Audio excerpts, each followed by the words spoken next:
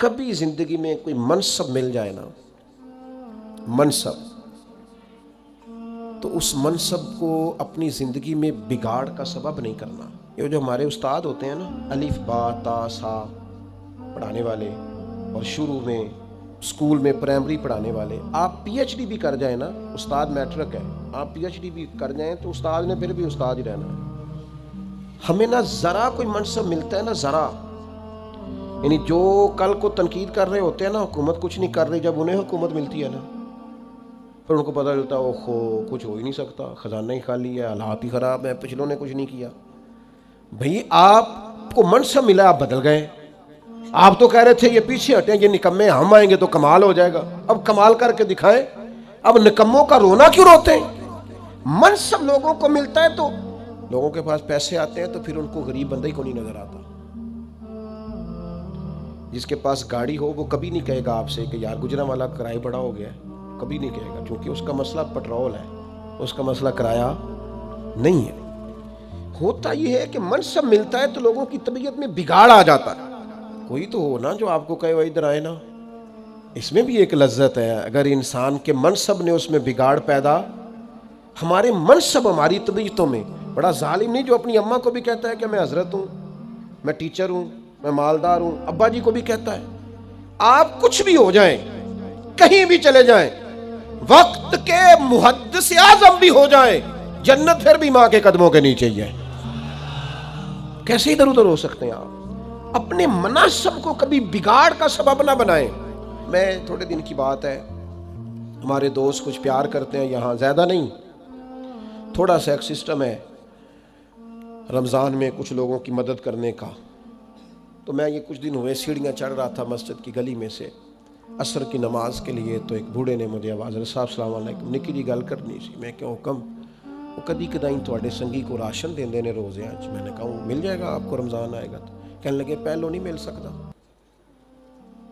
Ration ونڈن والے اور لوگ کو عیدوں بعد بھی بھوک لگ دیجئے، پہلے نہیں مل سکتا۔ تو میں ان کا بازو تھام کے کونے میں لے گیا، میں نے کہا خیر ہے، وہ ایسا آدمی نہیں ہے کہ روایتی ہو، روایتی بندے کا پتہ چل جاتا ہے۔ میں نے کہا خیر ہے؟ کہنے لگے منڈا 40,000 کماندا ہے، 34,000 تے گیس دا بل آ گیا تے میں جنی واری راتی اٹھیا نا، وہ دے کمرے دی بتی بلدی سی پئی، آندا تے نہیں بیچارہ تکلیف ہے چھے۔ تو میں انہوں آکھیا پتر راشن آ جانا ہے، تو با بل دا کچھ ہیلا کر۔ تو میں کیا حضرت صاحب نو آکھاں گا کہ انہیں سنگیاں نو آکھن، وہ دوست منصب ملے ہیں تو ہمیں بھول ہی گیا ہے، دائیں بائیں ہمیں یاد ہی نہیں رہا۔ ہمارا خیال ہے سارا خرچہ ایم این اے صاحب ہی آ کے کریں گے، وہ تو پہلے پورا کریں گے جو انہوں نے لگایا ہے۔ غریبوں کے اشک کون پونجے گا، کون خیال کرے گا؟ تمہیں منصب ملا ہے، تم آگے چلے گئے، واپس آؤ، اپنی سطح پر غور کرو۔ آج شب برات کی نورانی رات میں آپ سے عرض کروں گا، میرا مالک بڑا راضی ہوتا ہے جب غریب کے آنسو پوچھے جاتے ہیں، اللہ بڑا راضی ہوتا ہے جب بھوکے کو روٹی کھلائی جاتی ہے۔ میرے مرشد کریم غوث پاک فرماتے ہیں میں نے 50 سال دین پڑھایا ہے، میں اس نتیجے پہ پہنچا ہوں، رب سب سے جلدی اس وقت راضی ہوتا ہے جب تم بھوکے کو کھانا کھلاتے ہو۔ اللہ اس وقت راضی ہوتا ہے۔ اپنے آپ کو بہت بڑا نہ سمجھ لو یار، آؤ تھوڑی تھوڑی کر کے مدد کریں لوگوں، اور اپنے اپنے تحت کر لو، اپنے اپنے گلی محلے میں کر لو، اپنے اپنے ہاتھ سے کر لو، لیکن بھولنا چھوڑ دو۔ ہم بھول جاتے ہیں، وہ ذرا پیسے آتے ہیں تو لوگ گاؤں کی رہائشی چھوڑ دیتے ہیں، وہ جا کے کسی سوسائٹی میں گھر بنا لیتے ہیں، انہیں پھر غریب نظر ہی کوئی نہیں آتا، وہ ادھر رہے ہیں تو انہیں نظر آئے نا۔ حضرت عمر کا دور خلافت تھا، کنز المال میں روایت ہے، میں یہ روایت 100 دفعہ پڑھی ہوگی میں نے، بڑی پرانی ہے اور راج کے پڑھتا ہوں، کچھ چیزیں بندہ اپنے لیے نہیں پڑھتا۔ مال غنیمت کا اونٹ گم ہو گیا تو حضرت عمر تلاش کر رہے ہیں، کبھی بھاگ کے ادھر جاتے ہیں، کبھی ادھر جاتے ہیں، کبھی دائیں کبھی بائیں ڈھونڈتے ہیں مال غنیمت کا اونٹ مل جائے۔